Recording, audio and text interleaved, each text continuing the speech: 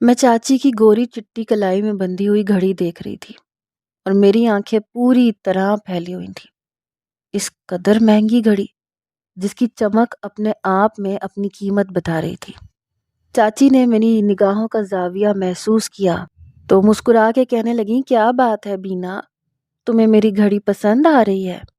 میں نے جھٹ ہاں میں سر ہلایا تو کہنے لگی، میں تمہیں ضرور اتار کے دے دیتی، لیکن تمہارے چاچا نے یہ پردیس سے بھیجی ہے، اسی لیے یوں سمجھ لو کہ بس ان کا تحفہ ہے۔ چاچی شرمندہ ہوتے ہوئے کہنے لگی۔ مجھے چاچی کی فطرت کا علم تھا، وہ ایک بہت ہی محبت کرنے والی اور نرم دل عورت تھی۔ جب بھی مجھے ایسی کوئی چیز پسند آتی تو فوراً وہ اسے مجھے دے دیتی تھیں، لیکن اس بار وہ شرمندگی سے یہ کہہ کے خاموش ہو گئی کہ یہ چاچا کا تحفہ ہے، تو مجھے خود بھی شرمندگی ہوئی۔ مجھے انہیں بتانا ہی نہیں چاہیے تھا کہ مجھے ان کی گھڑی پسند آ گئی ہے، میں نے تو بس یوں ہی تعریف کر دی تھی۔ میں نے کہا، ارے نہیں چاچی، میں مانگ نہیں رہی، بس مجھے اچھی لگی تو میں نے کہہ دیا۔ چاچی نے نظر بھر کے میری طرف دیکھا، کہنے لگی، میں جانتی ہوں کہ تمہیں ایسی چیزیں بہت پسند ہیں، اگلی بار چاچا سے کہہ کے تمہارے لیے منگواؤں گی۔ چاچی کی بات سن کے میں خوشی سے مسکرا کے چاچی کے گلے لگ گئی، جبکہ دور بیٹھی ہوئی میری اماں نے مجھے انگار بھری نظروں سے دیکھا تھا۔ ان کا بس چلتا تو اسی وقت مجھے کھری کھری دو باتیں سنا دیتی، کیونکہ اماں کو میری اور چاچی کی یہ دوستی ایک آنکھ نہیں بھاتی تھی۔ مجھے اپنی چاچی سے بہت ہی محبت تھی، وہ تھی ہی ایسی، کوئی بھی ان سے محبت کر سکتا تھا۔ پھر کچھ دیر بیٹھنے کے بعد چاچی اپنے گھر واپس جانے کے لیے نکلی تو دروازے پر جا کر میں پھر حیران ہوئی۔ میں نے کہا، چاچی یہ تو دوسری گاڑی ہے، یہ آپ کی تو نہیں ہے؟ چاچی کہنے لگی، بس تمہارے چاچا نے پردیس سے فون کر کے اپنے دوست کو کہہ دیا تھا کہ گاڑی بدلوا دے، تو ان کے دوست نے گاڑی بدلوا دی۔ حالانکہ مجھے ضرورت نہیں تھی اس کی، پرانی والی بھی ٹھیک تھی، لیکن پھر بھی تمہارے چاچا نے زبردستی یہ نئی گاڑی دلوا دی ہے۔ مسکراتے ہوئے چاچی نے مجھے بتایا تو میں سوچ میں پڑ گئی کہ چاچی کس قدر خوش قسمت ہے۔ اتنی مہنگی گھڑی، اتنی قیمتی گاڑی، تن پہ جو کپڑے انہوں نے پہن رکھے تھے وہ بھی کسی بہت مہنگے برانڈ کے لگ رہے تھے۔ میں دل ہی دل میں چاچی کی خوش قسمتی سے امپریس ہو رہی تھی۔ میں نے کہا، چاچی آپ تو واقعی بڑی خوش نصیب ہیں، چاچا آپ سے اتنی محبت بھی کرتے ہیں اور سب کچھ آپ پر بے دریغ خرچ بھی کرتے ہیں۔ میری بات سن کر چاچی بس دھیمے سے مسکرائیں تھیں اور کچھ بھی نہ کہا۔ پھر مجھے اللہ حافظ کہتے ہوئے وہ چلی گئیں۔ میں اندر واپس آئی تو اماں کہنے لگی، واپس کیوں آ گئی؟ جا کے چاچی کو اس کے گھر تک چھوڑ آتی۔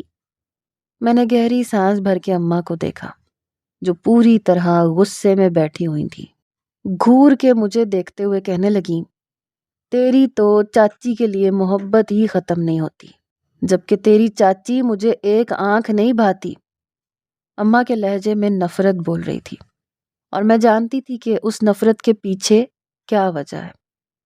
دراصل جب پردیس کی نوکری کے لیے آفر آئی تھی تو وہ چاچا کے لیے نہیں بلکہ ابا کے لیے تھی، لیکن ابا نے انکار کر دیا کہ وہ پردیس نہیں جانا چاہتے۔ اس وقت چاچا کی نئی شادی تھی۔ چاچا نے خود ہی ابا سے کہا کہ میں پردیس جانا چاہتا ہوں، بھائی جان آپ اپنی جگہ مجھے بھیج دیں۔ وہ نوکری ابا کے کسی جاننے والے دوست کے ذریعے آئی تھی۔ ابا نے ان سے بات کی اور پھر ابا نے اپنی جگہ چاچا کو بھیج دیا۔ چاچا پردیس جا کے ایسے سیٹل ہوئے کہ انہوں نے چاچی کو ایک علیحدہ بڑا سا گھر دلوا دیا۔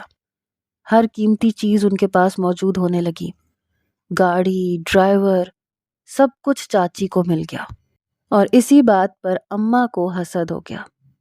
ان کو لگتا تھا کہ یہ سب کچھ ان کے نصیب کا ہے جو چاچی کو مل رہا ہے، جبکہ چاچی نے اپنی مرضی سے یہ سب کچھ حاصل نہیں کیا تھا، بلکہ ابا نے خود پردیس کی نوکری کو ٹھکرایا تھا۔ اگر چاچا نہ جاتے تو شاید کوئی اور بندہ چلا جاتا، لیکن چاچا کی قسمت تھی کہ وہ باہر بھی گئے، سیٹل بھی ہو گئے۔ مگر یہ بات اماں کو کون سمجھاتا؟ ابھی بھی وہ پوری طرح برتنوں کو پٹختے ہوئے ابا کو برا بھلا کہہ رہی تھی۔ کیا ملا ساری زندگی؟ یہاں ہمارے سر پہ بیٹھ کے بس چائے بنا دو، کھانا دے دو، کپڑے استری کر دو، صرف حکم ہی چلاتے رہنا۔ چھوٹے بھائی کو دیکھو کیسے اس نے بیوی کو ملکہ بنا دیا۔ ایک میں ہوں، سالوں سے صرف ملازمہ بنی ہوئی ہوں۔ اماں کا غصہ عروج پہ پہنچ چکا تھا۔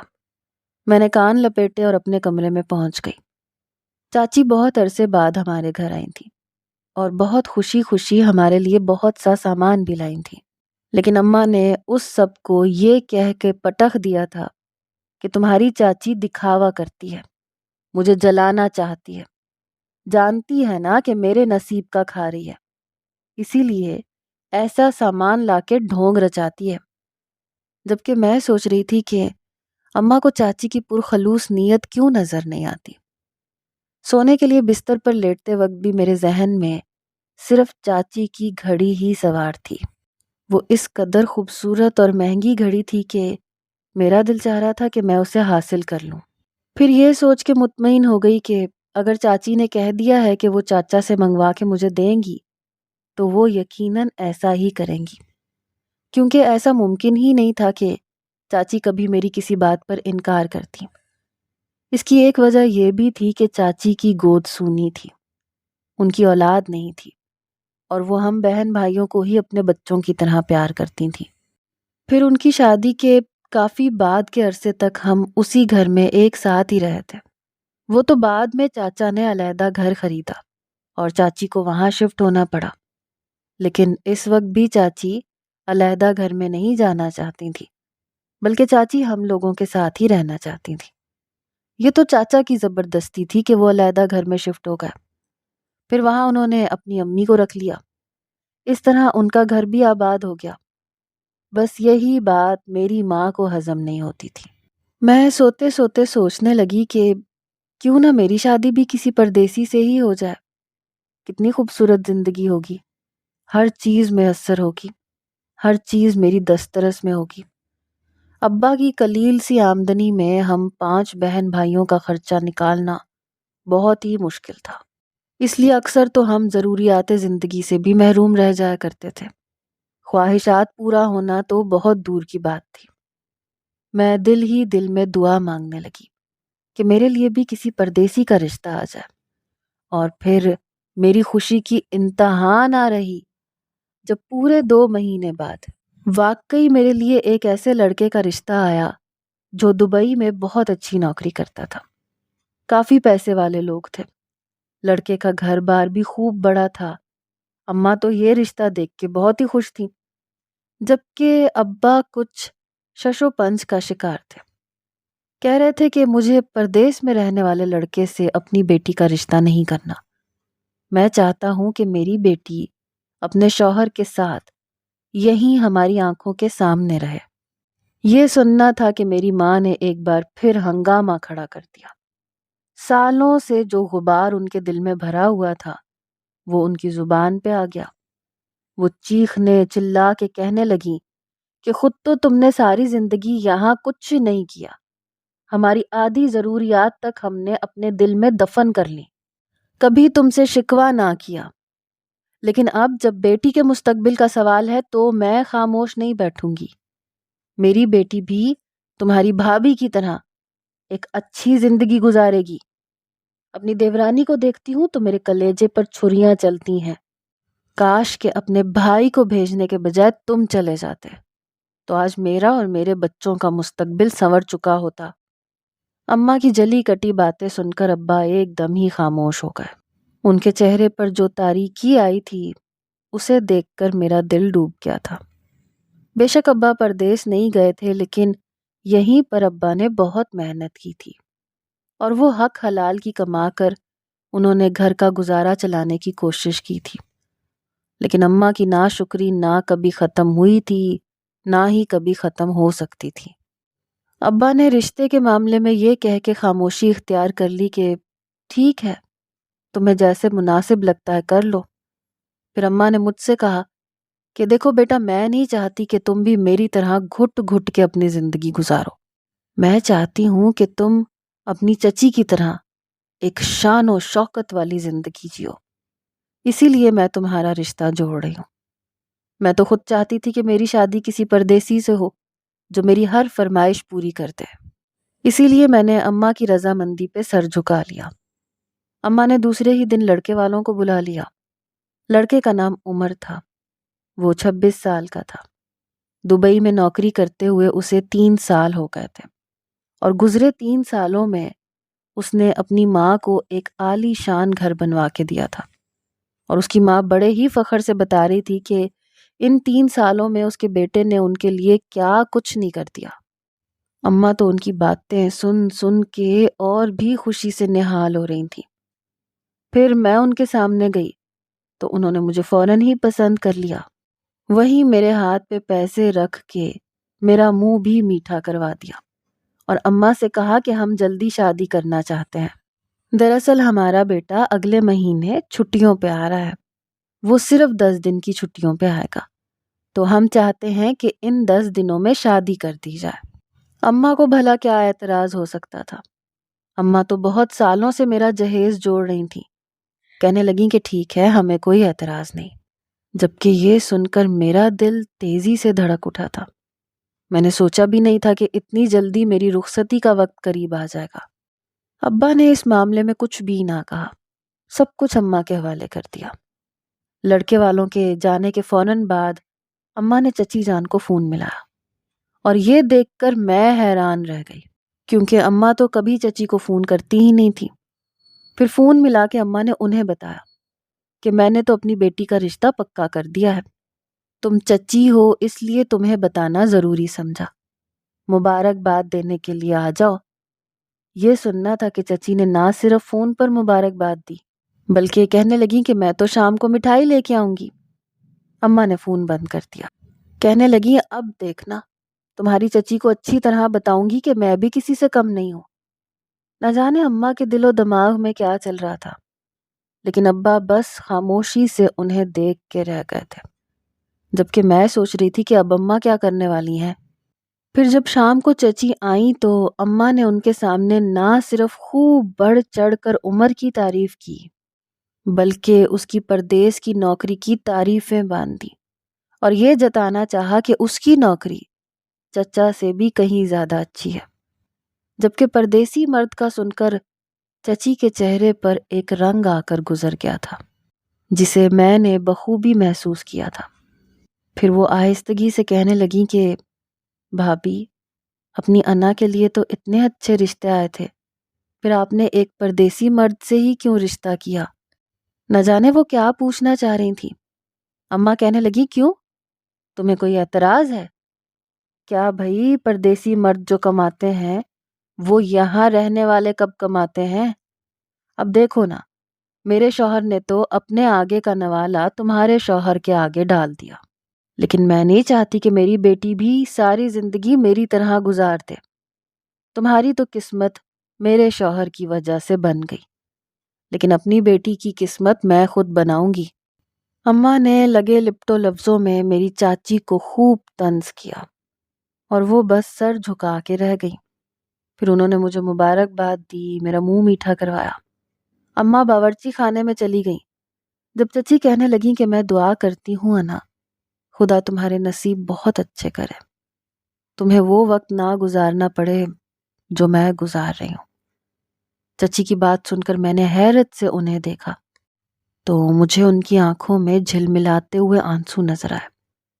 پھر کچھ دیر کے بعد وہ اپنے گھر چلی گئیں، لیکن ان کے وہ آنسو میرے دل میں چبھنے لگے کہ چچی اپنی زندگی میں خوش نہیں تھیں۔ پہلی بار یہ سوچ میرے دل میں آئی۔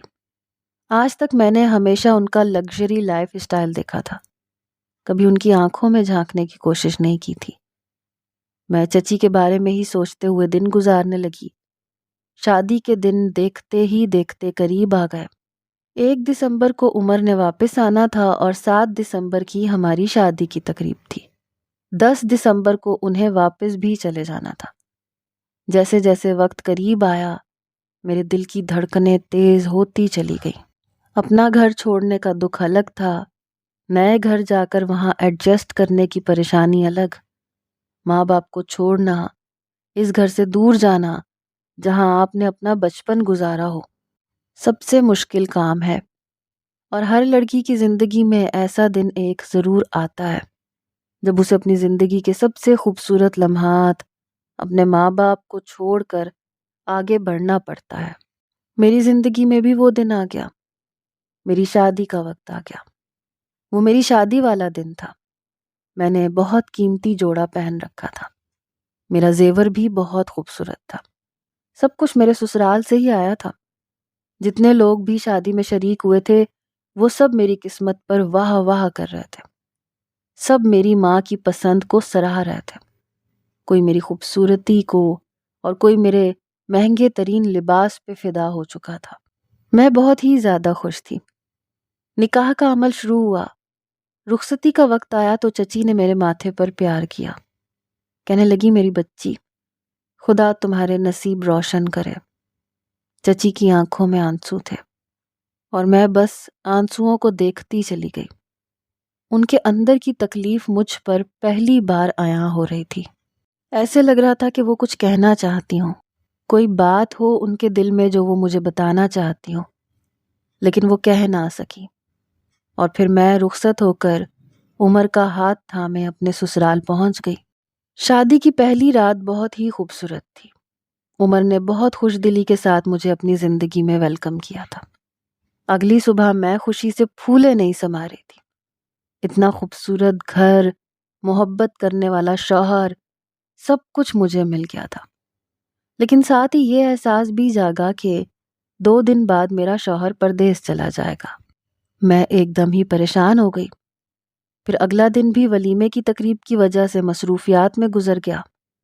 ولیمے کے اگلے دن میرا شوہر اپنا سامان پیک کرنے لگا اور میرے دل پر چھری چلنے لگی۔ میں نے اپنے شوہر عمر کا ہاتھ پکڑ لیا۔ میں نے کہا عمر، ابھی نہ جائیں، کچھ دن اور ٹھہر جائیں، ابھی تو ہم نے اپنی زندگی کی شروعات کی ہے۔ میری بات سن کر عمر دھیرے سے مسکرایا، کہنے لگا کہ ایسا ممکن نہیں ہے، اگر میں نے ایسے کیا تو میری نوکری چلی جائے گی، اور یہ گھر، یہ شان و شوکت، یہ سب کچھ میری نوکری کی بدولت ہے۔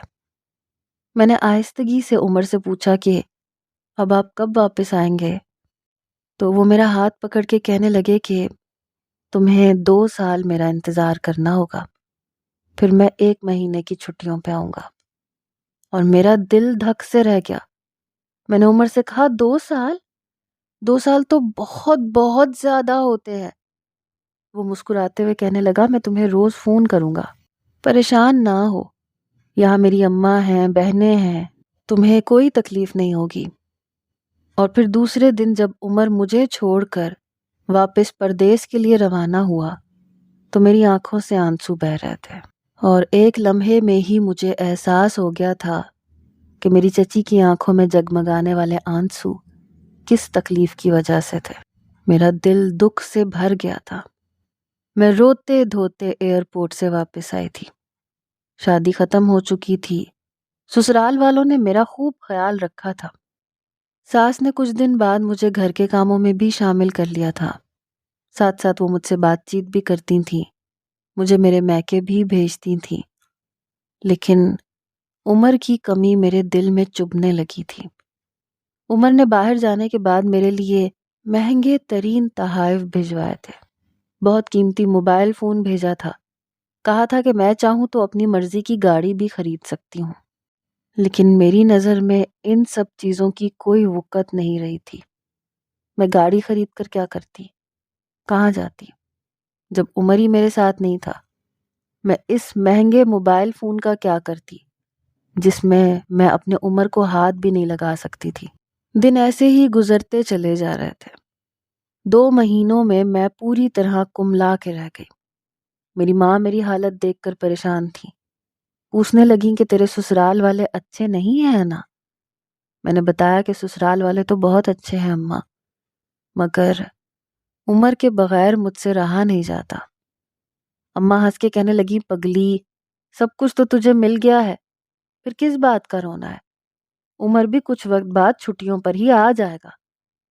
اماں کو میری تکلیف کا احساس ہی نہ ہو سکا۔ اس دن میں اپنے گھر سے نکل کر چچی کے گھر چلی گئی۔ چچی نے مجھے دیکھتے ہی سینے سے لگا لیا۔ میں ان کا ہاتھ پکڑ کے پھوٹ پھوٹ کے رونے لگی۔ دل کا سارا غم میں نے ان کے آگے ہلکا کر دیا تھا۔ چچی نے مجھے سینے سے لگایا، کہنے لگی میں جانتی ہوں بیٹا، یہ دکھ کتنا بڑا ہے۔ شوہر کا ساتھ نہ ہونا عورت کو اندر ہی اندر کھا جاتا ہے۔ عورت پیسے کی بھوکی نہیں ہوتی، عورت ایک چھوٹے سے گھر میں بھی گزارا کر سکتی ہے اگر محبت کرنے والا مرد ساتھ ہو۔ تمہارے چچا مجھ سے بہت محبت تو کرتے ہیں، لیکن وہ 7 سمندر پار ہے۔ نہ میرے دکھ تکلیف میں میرے ساتھ ہوتے ہیں اور نہ ہی ان کی بیماری میں ان کے پاس۔ یہی بات مجھے اندر ہی اندر کچوکے لگاتی ہے۔ شاید یہی وجہ تھی کہ تمہارے پردیس کے رشتے کا سن کے میں خوش نہ ہو سکی، لیکن میں یہ بات کہہ بھی نہیں سکی۔ میں چچی کے سینے سے لگ کے اس دن خوب روئی تھی۔ پھر جب میں گھر واپس آئی تو اگلے دن میری طبیعت بگڑ گئی۔ تب مجھے پتا چلا کہ میں امید سے ہوں۔ میرا دل چاہا میرا شوہر میرے پاس ہو، مجھے سینے سے لگائے۔ یہ ہماری پہلی اولاد تھی، پہلی خوشی، لیکن یہ بھی میں بس فون پر سرسری سا ہی عمر کو بتا سکی۔ عمر خود بھی میرے پاس آنے کے لیے تڑپ رہے تھے، لیکن یہ ممکن نہیں تھا۔ ایسے ہی دن مہینوں میں بدلتے چلے گئے۔ کبھی میری طبیعت ایک دم ہی خراب ہو جاتی، کبھی میں بالکل ٹھیک ہوتی۔ میرا دل چاہتا کہ عمر میرے پاس ہو۔ اچانک رات کو کبھی کچھ کھانے کا دل چاہتا تو کبھی باہر جانے کا۔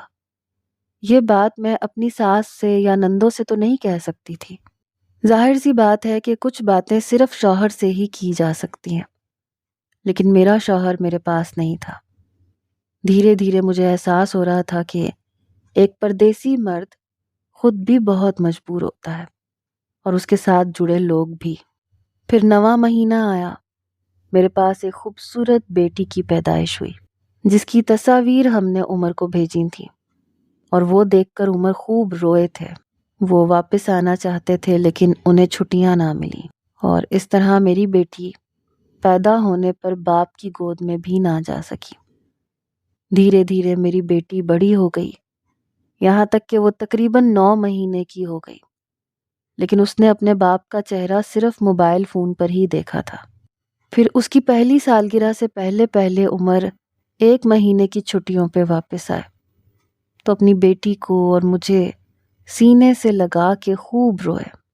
اس وقت مجھے احساس ہوا کہ تنہائی کی اذیت صرف میں نے اکیلے نہیں جھیلی، بلکہ وہ بھی میرے ساتھ تنہائی بھگت رہے ہیں۔